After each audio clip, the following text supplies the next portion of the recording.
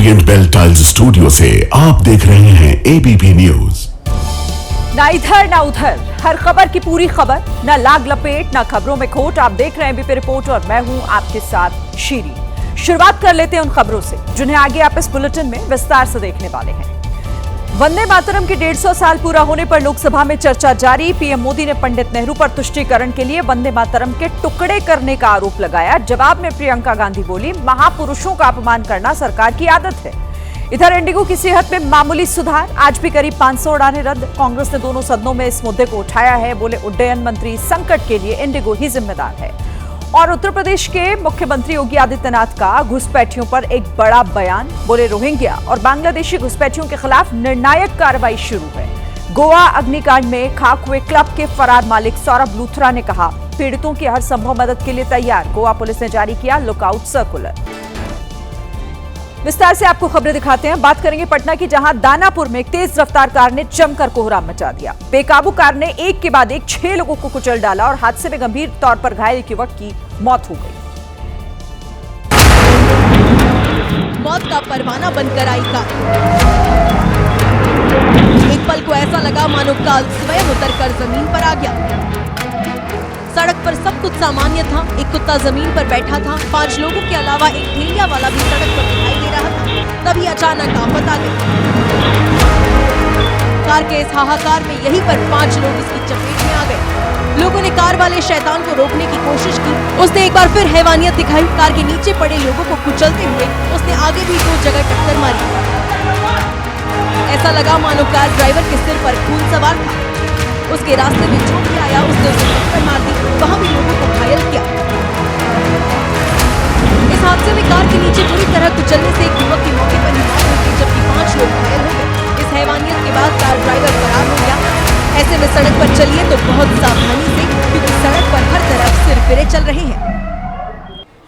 नेपाल के धडिंग में एक ऐसा सड़क हादसा हुआ जिससे देखने वालों की रूह कांप गई। इस दर्दनाक हादसे में 2 लोगों की मौके पर मौत हो गई, जबकि इसमें 30 लोग घायल हुए हैं। इस हादसे का जो सीसीटीवी वीडियो सामने आया, उसे देखकर किसी का भी दिल दहल सकता है। वीडियो में दिखा कि पीछे से आए कंटेनर ट्रक ने इतनी जोर से टक्कर मारी कि वहां खड़े बाइक सवार का नामो निशान ही मिट गया। वीडियो में पतली सड़क पर गाड़ियां धीमी रफ्तार में चलती दिखी।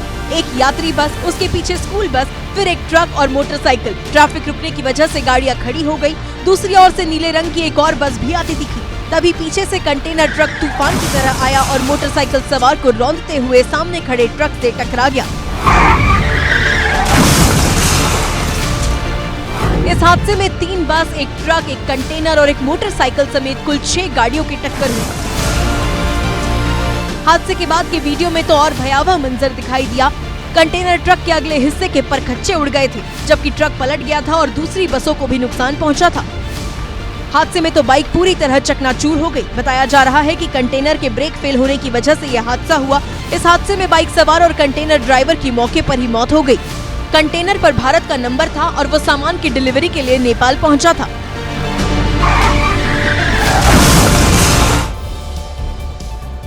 स्कॉटलैंड के मदरवेल में 3 इमारतों को 15 सेकंड के भीतर ढा दिया गया। इस मंजर को जिसने देखा वो हैरान था। बिल्डिंग गिरने से आसपास का इलाका कुछ देर के लिए धुएं के गुबार में खो गया। एक झटके में खाक में मिल गई 3 इमारतें। जिन इमारतों को बनने में सालों लग गए, उनके गिरने में सिर्फ 15 सेकंड का वक्त लगा। एरियल शॉट्स में आप आसानी से समझ पाएंगे कि इमारतें कैसे गिराई गई। बिल्डिंग्स में विस्फोटक लगे हुए थे, जिनमें सुनियोजित तरीके से ब्लास्ट किया गया। इसकी शुरुआत सबसे बाएं खड़ी बिल्डिंग से हुई। विस्फोट ऐसे हुआ मानो जमीन से झरना फूट रहा हो। विस्फोट के बाद बिल्डिंग ताश के पत्तों की तरह ढह गई। स्कॉटलैंड के मदरवेल की ये तीनों इमारतें करीब 50 साल पुरानी थी, जर्जर और कमजोर हो चुकी थी और इसीलिए इन्हें विस्फोट के जरिए गिरा दिया गया। जिस समय इन इमारतों को गिराया जा रहा था, हजारों लोग इस घटना को देखने के लिए मौजूद थे। 3 इमारतों के गिरने के बाद अब यहाँ नई आलीशान इमारतों का निर्माण किया जाएगा। ब्लैक बियर के बारे में ये धारणा है कि वो काफी शांत और डरपोक किस्म के होते हैं, लेकिन कभी कभी इतने उग्र हो जाते हैं कि उस वक्त ये किसी की जान तक ले सकते हैं। चीन के होंगजोउ सफारी पार्क में ऐसा ही हुआ। लाइव शो के दौरान ब्लैक बियर ने अपने हैंडलर पर हमला कर दिया, उसे जमीन पर पटक कर काटने लगा। हैंडलर को बचाने के लिए वहां मौजूद बाकी कर्मचारी भी आ गए और भालू को पकड़ने में जुट गए, लेकिन ब्लैक बियर इतना ताकतवर था कि वो पकड़ में नहीं आ रहा था, जबकि महिला कर्मचारी भालू पकड़ने वाले यंत्र का भी इस्तेमाल कर रही थी। 4 कर्मचारी मिलकर भालू को नियंत्रित करने की कोशिश में लगे रहे।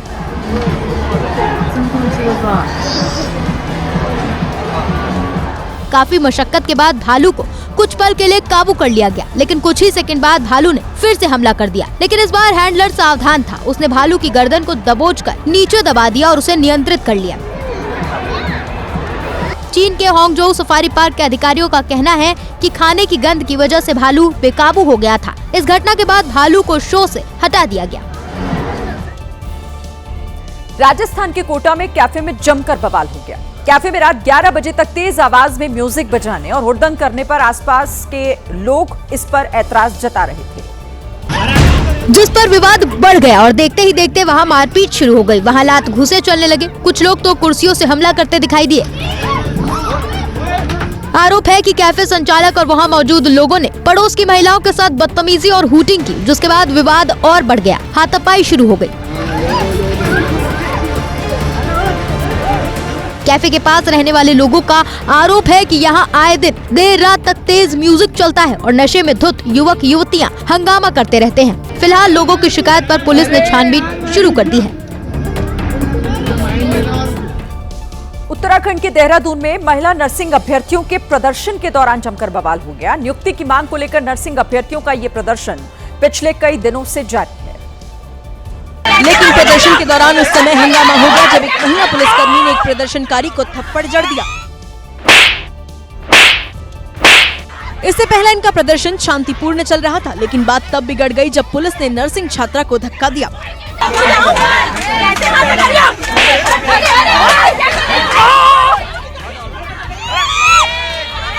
और जब छात्रा ने इसका विरोध किया तो वो पुलिसकर्मी भड़क गई और उसे चांटा मार दिया।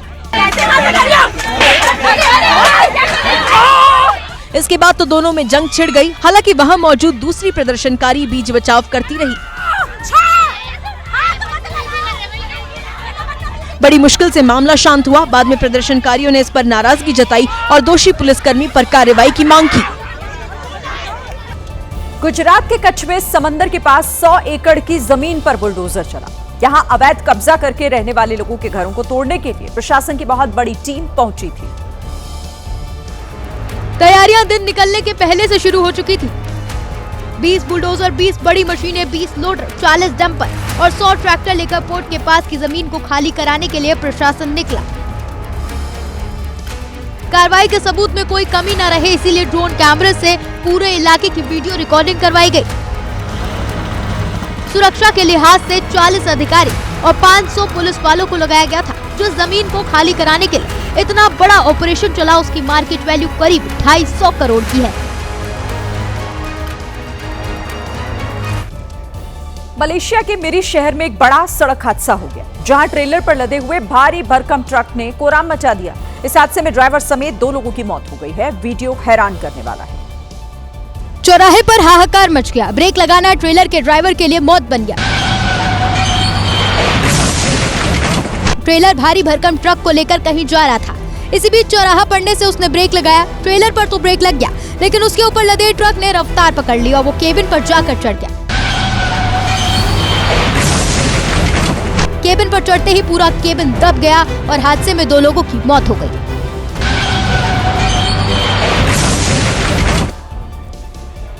अगली खबर तेज प्रताप यादव के करीबी सौरभ उर्फ अविनाश की। विधानसभा चुनाव के दौरान तेज प्रताप के अगल बगल वीडियो में अगर कोई शख्स सबसे ज्यादा दिखा तो वो अविनाश ही थे, लेकिन वही अविनाश अब तेज प्रताप यादव पर मारपीट के अलावा कई तरह के गंभीर आरोप लगा रहे हैं। बिहार में ये शोर है। बिहार चुनाव के दौरान इनको आपने तेज प्रताप के आगे पीछे बिल्कुल चंद वरदाई वाले अंदाज में प्रशंसा गीत और तेज प्रताप की तारीफें करते हुए खूब सुना होगा। इनके लिए तेज प्रताप ब्रह्मांड नायक से कम नहीं थे। भैया के अंदर जो है लालू जी के रगों में, भैया के रगों में लालू जी का खून दौड़ता है। लेकिन वही जबरा फैन अब तेज प्रताप पर गंभीर आरोप लगा रहा है। तेज प्रताप यादव जी के लिए जितनी शिद्दत से चुनाव प्रचार करिएगा, मेहनत करेगा, उसका नतीजा ये है कि आपका बंडी फटा मिलेगा और हम इस पे कानूनी कार्रवाई करने का काम करेंगे। बहुत ही घटिया आज पता चल गया कि तेज प्रताप यादव ने इस तरीके का मानसिकता अपनाया और अपने कार्यकर्ताओं को इस कदर बर्बाद करने का काम किया। सवाल ये उठता है कि ऐसा क्या हो गया कि कल तक तेज प्रताप की शान में कसीदे गढ़ने वाले सौरभ उनको बुरा भला कह रहे हैं। सौरभ का कहना है कि तेज प्रताप ने अपने बंगले पर बुलाकर उन्हें पिटवाया।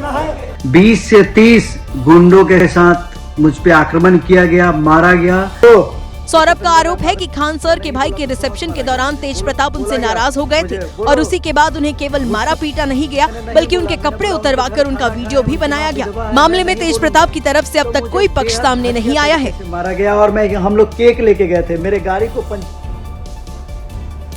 राजस्थान की राजधानी जयपुर में नोटों की गड्डी लेकर फरार हुए दोनों आरोपियों को पुलिस ने धर दबोचा है।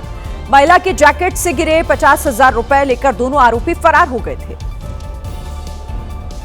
जिसके बाद पुलिस ने करीब 300 सीसीटीवी खंगाले और आरोपी लोकेश छोटू और आलोक उमरवाला को गिरफ्तार कर लिया। ये घटना 4 दिसंबर की है, जब महिला और उसकी बेटी शादी की शॉपिंग करने जयपुर आई थी। सड़क पार करने के दौरान महिला की जैकेट से नोटों की गड्डी गिर गई। तभी बाइक सवार 2 लड़के वहां आए। बाइक से एक लड़का उतरा और गड्डी उठाकर भागने लगा। जैसे ही उस महिला को नोटों के गिरने का एहसास हुआ, वो उसके पीछे भागी। महिला ने आरोपी को पकड़ भी लिया था, लेकिन दोनों आरोपी उसे धक्का देकर वहां से फरार हो गए। पुलिस ने दोनों आरोपियों को गिरफ्तार कर 20,000 रुपए भी बरामद कर लिए हैं। अब बात करेंगे इंडिगो की फ्लाइट्स की, जो आज छठे दिन भी सही से नहीं उड़ पाई। इंडिगो ने आज अपनी 500 से ज्यादा फ्लाइट्स को कैंसिल किया। आज उन्होंने अपनी जानकारी वेबसाइट पर पहले ही अपलोड कर दी थी, लेकिन यात्रियों का भटकना आज भी जारी रहा।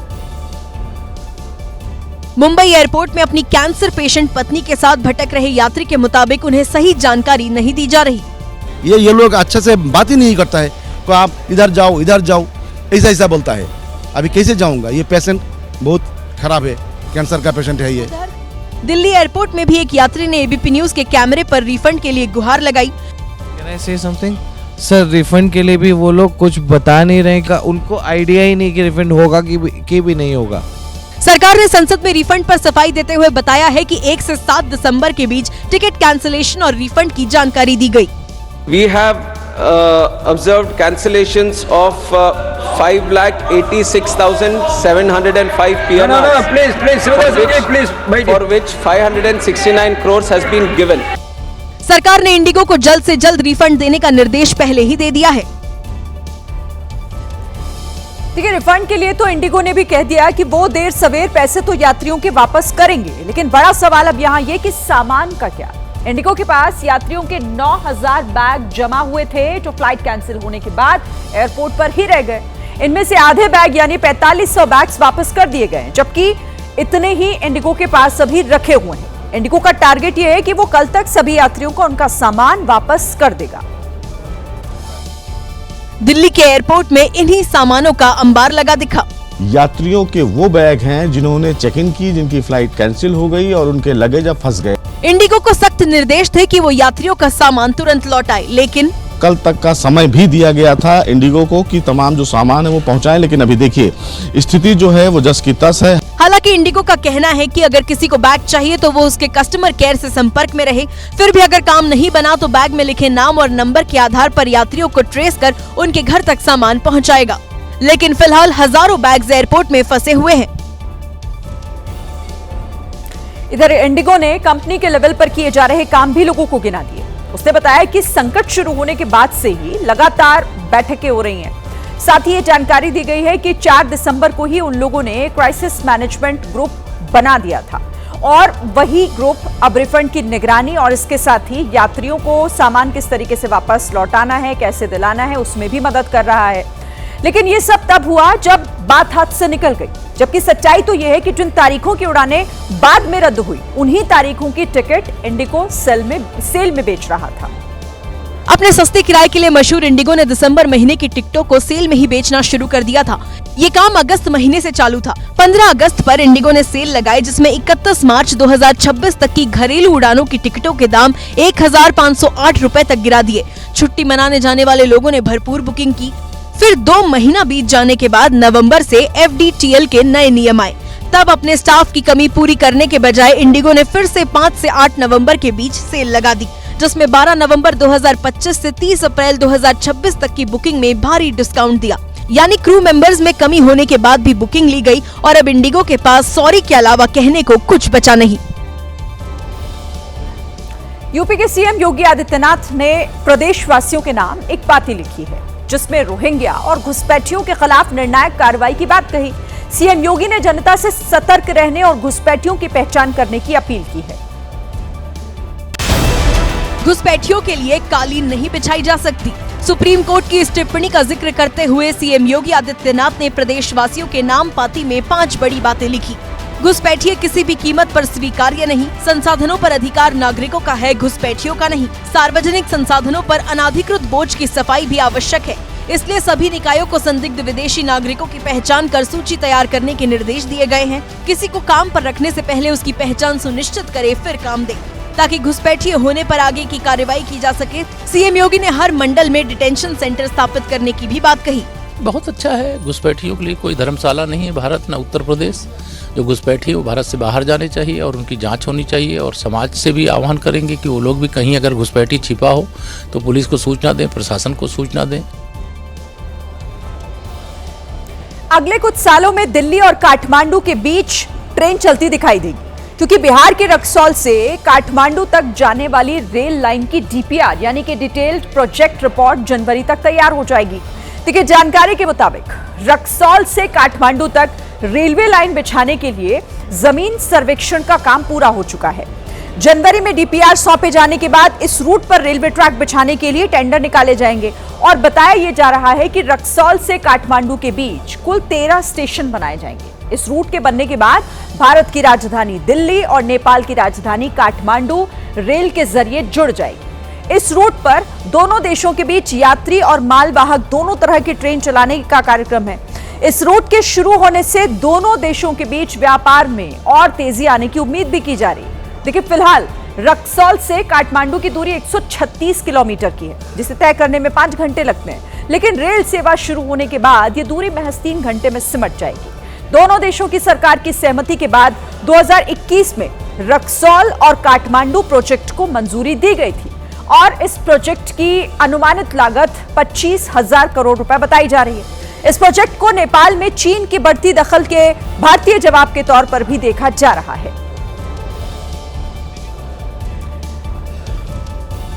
आज लोकसभा में वंदे मातरम पर चर्चा हुई। चर्चा की शुरुआत प्रधानमंत्री नरेंद्र मोदी ने की। लोकसभा में उनका संबोधन 55 मिनट का रहा। प्रधानमंत्री के संबोधन में जितना जिक्र अंग्रेजों की क्रूरता का रहा, उतना ही जिक्र कांग्रेस की नीतियों का भी था। वंदे मातरम के 100 साल हुए, तब देश आपातकाल की जंजीरों में जकड़ा हुआ था। पीएम ने न सिर्फ आपातकाल का जिक्र किया, बल्कि संविधान के मुद्दे पर भी कांग्रेस को घेरा। जब वंदे मातरम 100 साल के अत्यंत उत्तम पर्व था, तब भारत के संविधान का गला घोंट दिया गया था। पीएम मोदी ने आरोप लगाया कि कांग्रेस ने तुष्टीकरण के लिए वंदे मातरम को तोड़ दिया। कांग्रेस ने मुस्लिम लीग के सामने घुटने टेक दिए और मुस्लिम लीग के दबाव में किया। पीएम ने अपने भाषण में कई बार नेहरू का जिक्र किया। हालांकि उनके संबोधन के दौरान लोकसभा में न तो राहुल गांधी मौजूद थे और न ही प्रियंका गांधी। वंदे मातरम पर कांग्रेस की तरफ से प्रियंका गांधी ने भी इस चर्चा में हिस्सा लिया। प्रियंका गांधी ने राष्ट्रगीत पर बहस कराने को लेकर भी सरकार को घेरा और नेहरू को लेकर भी पलटवार किया। प्रियंका गांधी ने कहा कि सरकार वर्तमान और भविष्य की तरफ नहीं देखना चाहती, बल्कि देश के नायकों पर नए आरोप लादना चाहती है। हम आज यहाँ ये बहस क्यों कर रहे हैं? हमारा राष्ट्रगीत है, इस पर क्या बहस हो सकती है? प्रियंका गांधी ने पीएम मोदी के नेहरू वाले बयान पर भी पलटवार किया। और जहाँ तक जवाहरलाल नेहरू जी की बात है, जितनी देर देश के प्रधानमंत्री रहे हैं, 12 साल हो गए हैं, लगभग उतने ही सालों के लिए जवाहरलाल नेहरू जी जेल में रहे। प्रियंका ने कहा कि नेहरू पर जितना बोलना है सरकार एक बार में बोल ले, लेकिन उसके बाद बेरोजगारी और महंगाई पर चर्चा जरूर कराएं, क्योंकि आज देश के लिए यही बड़े मुद्दे हैं। देखिए, वंदे मातरम पर कांग्रेस की तरफ से गौरव गोगोई ने लोकसभा में बोला। उन्होंने वंदे मातरम के योगदान पर भी चर्चा की। इसके साथ साथ बार बार नेहरू का नाम लेने को लेकर प्रधानमंत्री नरेंद्र मोदी पर पलटवार भी किया। गोगोई ने कहा कि बीजेपी चाहे जितनी कोशिश कर ले, पंडित नेहरू के योगदान पर दाग नहीं लगा सकती। जब जब प्रधानमंत्री मोदी जी किसी भी विषय पे बोलते हैं तो पंडित नेहरू जी का नाम कितने बार लेते हैं और कांग्रेस पार्टी का नाम कितने बार लेते हैं। आप चाहे जितना भी कोशिश कर लो, आप पंडित नेहरू जी के जो उनका योगदान था उस पे एक भी काला दाग आप लगाने में सक्षम नहीं होंगे। लोकसभा में कांग्रेस नेता ने कहा कि बीजेपी के पूर्वजों ने आजादी के आंदोलन में भी भाग नहीं लिया। जब वंदे मातरम का जो मूल उद्देश्य था कि अंग्रेज और भारत छोड़ो, तो उस भारत छोड़ो के आंदोलन में आप लोग कहां थे? कांग्रेस नेता ने यह भी कहा कि राष्ट्रवाद की बात करने वाले बीजेपी के पूर्वजों ने 52 साल तक ना तो तिरंगे का सम्मान किया और ना ही राष्ट्रगान गाया। वंदे मातरम पर चर्चा के दौरान अखिलेश यादव ने भी बीजेपी को राष्ट्रवाद के मुद्दे पर घेरा। उन्होंने कहा कि बीजेपी राष्ट्रवादी नहीं बल्कि राष्ट्र विवादी पार्टी है। अखिलेश यादव ने कहा कि बीजेपी के पूर्वजों ने ना तो आजादी के पहले वंदे मातरम गाया और ना ही बाद में, बल्कि बीजेपी अंग्रेजों की तरह ही सियासत करती है। ये राष्ट्रवादी नहीं बल्कि राष्ट्र विवादी लोग हैं। जहां विवाद करना हो, कभी अंग्रेज विवाद कर करके, डिवाइड कर करके, डिवीजन कर करके राज किया करते थे। सभापति महोदय, आज भी वही रास्ता कुछ लोग अपना रहे हैं। चर्चा के दौरान अखिलेश यादव ने बीजेपी को कई मुद्दों पर घेरा। जिन्होंने आजादी के आंदोलन में भाग ही नहीं लिया है, वो वंदे मातरम का महत्व क्या जानेंगे। सच तो ये है कि सरफरोश लोग वंदे मातरम दिल से बोलते थे। उन आजादी के दीवानों के खिलाफ कुछ लोग अंग्रेजों के लिए जासूसी और मुखबिरी का भी काम करते थे। अखिलेश यादव ने बीजेपी को दरारवादी बताया। जिस वंदे मातरम ने आजादी के आंदोलन में सबको जोड़ा, आज के दरारवादी लोग उसी से देश को तोड़ना चाहते हैं। ऐसे लोगों ने पहले भी देश के साथ दगा किया और आज भी कर रहे हैं। अखिलेश यादव ने कहा कि वंदे मातरम सिर्फ गाना नहीं है, उसे निभाना भी जरूरी है। लोकसभा में जब प्रधानमंत्री नरेंद्र मोदी वंदे मातरम पर बोल रहे थे, तब उनके एक शब्द को लेकर भी विवाद हो गया। दरअसल पीएम मोदी ने बंकिम चंद्र चटर्जी को बंकिम दा कह दिया था, जिस पर विपक्ष ने विरोध जता दिया। अंग्रेज समझ गए थे कि बंगाल की धरती से निकला बंकिम दा का ये भाव सूत्र।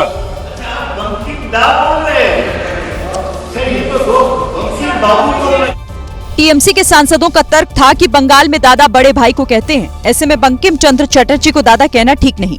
हालांकि जब विपक्ष ने टोका तो प्रधानमंत्री ने अपने शब्द वापस लिए और बंकिम दा की जगह बंकिम बाबू कहा।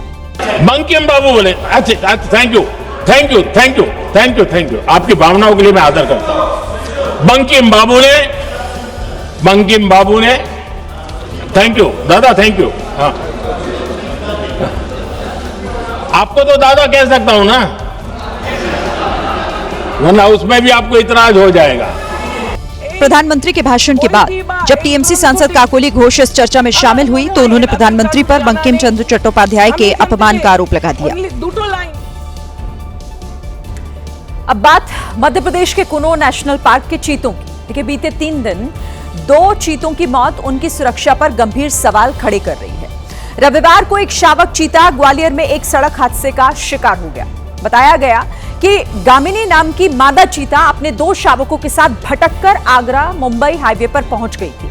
हाईवे पर एक तेज रफ्तार कार ने एक शावक को टक्कर मारी, जिससे मौके पर ही उसने दम तोड़ दिया। जिस वक्त यह हादसा हुआ उस वक्त कुनो नेशनल पार्क की टीम गामिनी को ट्रैक करते हुए उसके पीछे पीछे चल रही थी, लेकिन टीम कुछ कर पाती उससे पहले ही तेज रफ्तार कार ने शावक को टक्कर मार दी। इस हादसे में जो मादा चीता गामिनी है और दूसरा शावक है वो बाल बाल बच गए और वो सुरक्षित हैं। बाद में सीसीटीवी कैमरों की मदद से कार ड्राइवर को कोटा के पास पकड़ लिया गया। 5 दिसंबर को भी मादा चीता वीरा के एक शावक की बाड़े से निकाले जाने के बाद मौत हो गई थी। बात असम की, जहां जोरहाट में आग ने जमकर तांडव मचाया। फांसी अली इलाके में ये आग कैसे लगी, फिलहाल इसका पता नहीं चल पाया, लेकिन काफी तेजी से आग फैली और चंद मिनटों में ही इस आग ने विकराल रूप ले लिया और कई मकान धू धू कर जलने लगे। हालांकि आसपास के लोगों ने आग पर काबू पाने की कोशिश की, लेकिन हालात तब बिगड़ गए जब एक के बाद एक कई सिलेंडर में धमाके हुए, जिसके बाद आग ने करीब 25 मकानों को अपनी चपेट में ले लिया। आग इतनी भीषण थी कि लोगों को अपने घरों से सामान निकालने तक का मौका नहीं मिला। बाद में मौके पर पहुंचे दमकल कर्मियों ने कड़ी मशक्कत के बाद आग पर काबू पाया, लेकिन इस अग्निकांड में 25 मकान जल गए, जबकि वहां खड़ी एक गाड़ी भी जलकर राख हो गई। बंगाल में बाबरी मस्जिद की नींव रखते ही मस्जिद बनाने के लिए मुस्लिम समाज के लोग जी खोलकर चंदा दे रहे हैं। चंदे की रकम इतनी हो गई कि कई पेटियों में भरकर हुमायूं कबीर के घर लाया गया, जिसे गिनने के लिए 30 से ज्यादा लोग लगाए गए, लेकिन 11 पेटियों में इतना पैसा था कि 30 लोग इसे गिन नहीं पाए और नोटों की गिनती के लिए मशीन लगानी पड़ी।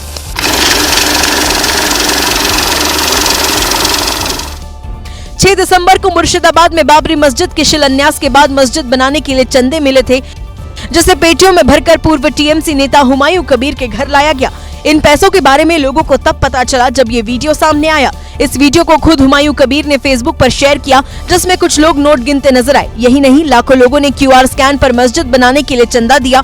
आरोप है कि हुमायूं कबीर को बांग्लादेश से भी पैसे मिले हैं, लेकिन उन्होंने इन आरोपों को खारिज कर दिया।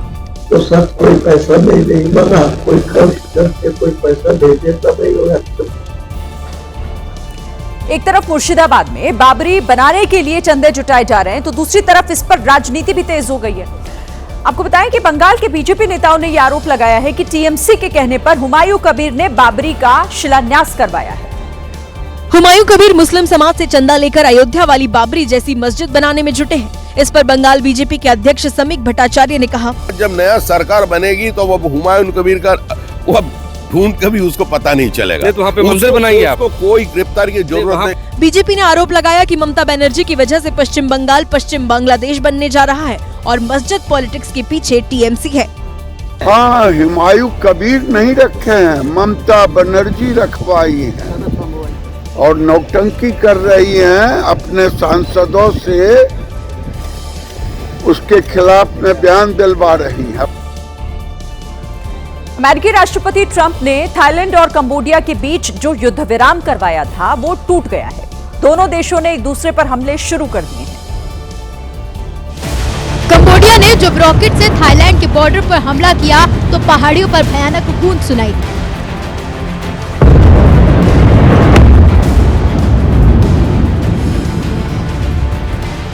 कहीं धमाके हुए तो कहीं गोलियों की तड़तड़ाहट सुनाई दी। कंबोडिया के हमले के बीच थाईलैंड ने करीब 4 लाख लोगों को प्रभावित क्षेत्र से बाहर निकाला और सैकड़ों की संख्या में स्कूल बंद कर दिए।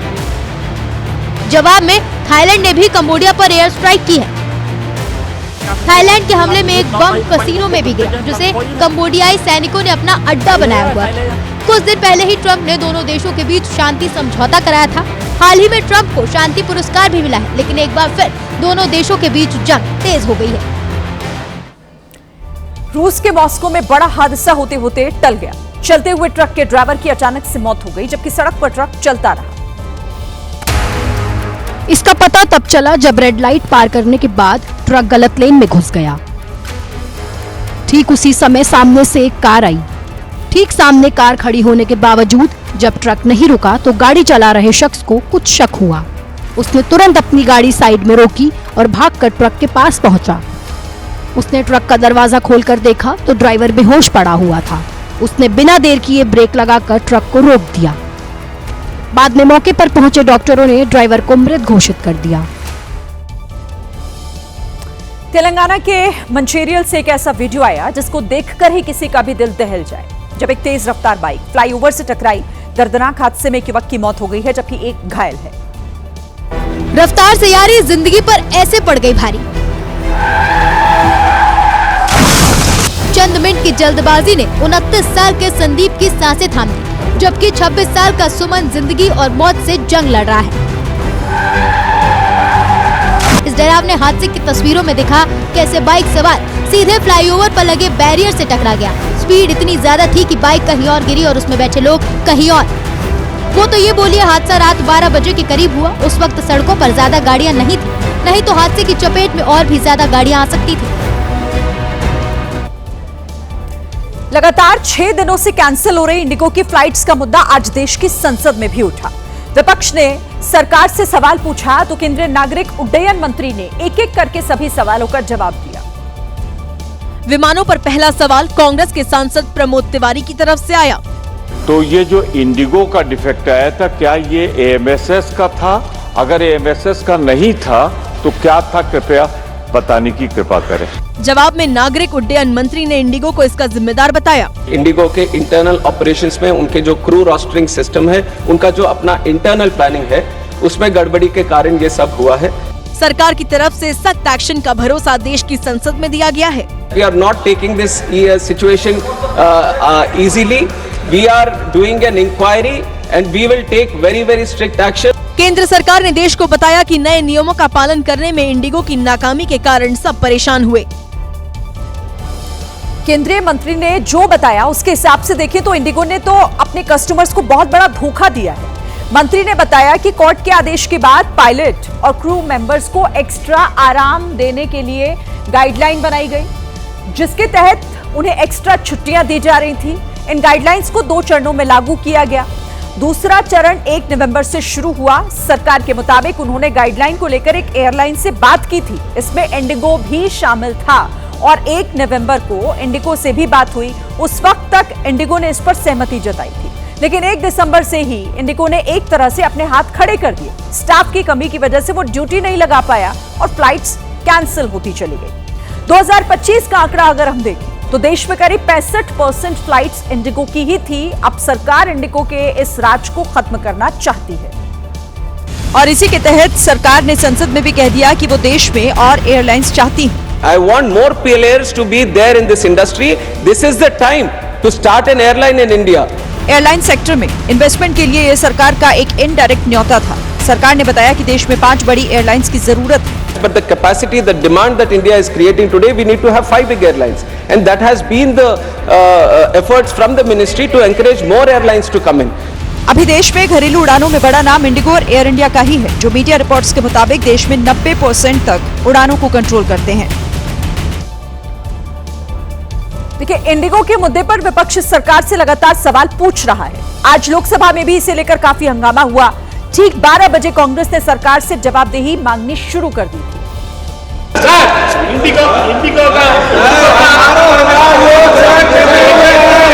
विपक्ष के हंगामे के बीच कांग्रेस सांसद गौरव गोगोई ने एयरपोर्ट में फैली अव्यवस्थाओं पर सवाल उठाए। इतना तबाही आज एयरपोर्ट्स में हो रहे हैं, लोगों के पैसे जा रहे हैं। संसद के बाहर अखिलेश यादव ने कहा कि सरकार इंडिगो के आगे झुक गई है और इधर हम लोग देख रहे हैं कि इंडिगो फ्लाइट से ही सरकार झुक गई है, फ्लाइट ही झुका दे रही है सरकार को। आखिरकार कारण क्या है? कोलकाता में मुख्यमंत्री ममता बनर्जी ने भी इस मुद्दे पर सरकार को घेरा। I have never seen this type of total stagnant situation. It's a disaster that government of India should have planned something. विपक्ष का आरोप है कि सरकार ने एयरलाइंस को मनमानी की छूट दी, जिससे अब आम जनता को परेशानी हुई। गोवा नाइट क्लब अग्निकांड की जांच अब तेज हो गई है। गोवा पुलिस ने क्लब मालिकों के खिलाफ लुकआउट सर्कुलर जारी कर दिया है, तो वहीं अधिकारियों पर भी कार्रवाई की गई है। देखिए, 3 वरिष्ठ अधिकारी निलंबित किए गए। तत्कालीन पंचायत निदेशक सिद्धि तुषार हरलंकर, गोवा राज्य प्रदूषण नियंत्रण बोर्ड की तत्कालीन सदस्य सचिव डॉक्टर शमिला मोंटेरो को भी निलंबित कर दिया गया है। ग्राम पंचायत अरपोरा नागोवा के तत्कालीन सचिव रघुवीर बागकर के खिलाफ भी एक्शन लिया गया है। 2023 में क्लब को परमिशन देने में तीनों की महत्वपूर्ण भूमिका थी, इसीलिए ये तीनों सस्पेंड किए गए हैं। वहीं इस मामले में 5वीं गिरफ्तारी दिल्ली से की गई। अग्निकांड के बाद से क्लब के ऑपरेशन मैनेजर भारत सिंह को दिल्ली में पुलिस ने पकड़ लिया। भारत सिंह की गिरफ्तारी से पहले पुलिस ने 4 और लोगों को गिरफ्तार किया था। क्लब के chief general manager Rajeev Modak, general manager Vivek Singh, bar manager Rajveer Singhania और गेट मैनेजर प्रियांशु ठाकुर का नाम शामिल है। इन सभी आरोपियों को कोर्ट में पेश किया गया। कोर्ट ने इन्हें 6 दिन की पुलिस कस्टडी में भेज दिया। वहीं क्लब के मालिकों के खिलाफ भी केस दर्ज कर कार्रवाई तेज कर दी गई है। गोवा पुलिस सूत्रों के मुताबिक पुलिस को आशंका है कि खुद को बचाने के लिए क्लब के मालिक सौरभ और गौरव लूथरा देश से बाहर भाग सकते हैं। इसीलिए पुलिस ने क्लब मालिकों के खिलाफ लुक आउट सर्कुलर जारी कर दिया है। पुलिस क्लब के मालिकों की तलाश कर रही है और इसी बीच सोशल मीडिया पर क्लब मालिक सौरभ लूथरा की एक पोस्ट सामने आई, जिसमें दुख जताते हुए उसने लिखा है, मैनेजमेंट दुखद नुकसान पर गहरा शोक व्यक्त करता है और इस पर व्यथित है। असीम पीड़ा के वक्त मैनेजमेंट मृतकों के परिजनों और घायलों के साथ खड़ा हुआ है। मैनेजमेंट आश्वासन देता है कि प्रभावित परिवारों को हर संभव मदद की जाएगी। दुख की इस घड़ी में हर संभव मदद के लिए हम तैयार हैं।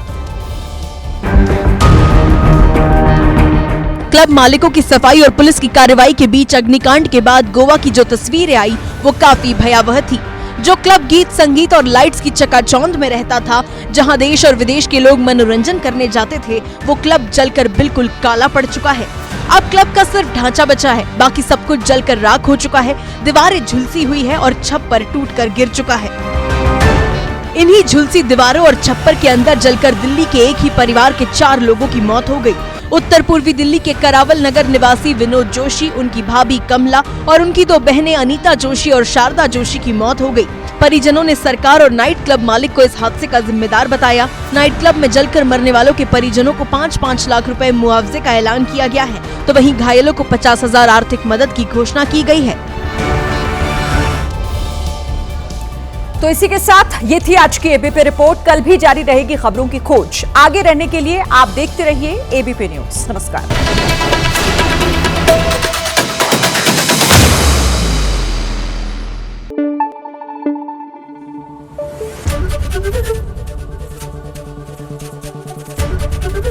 एबीपी न्यूज आपको रखे आगे।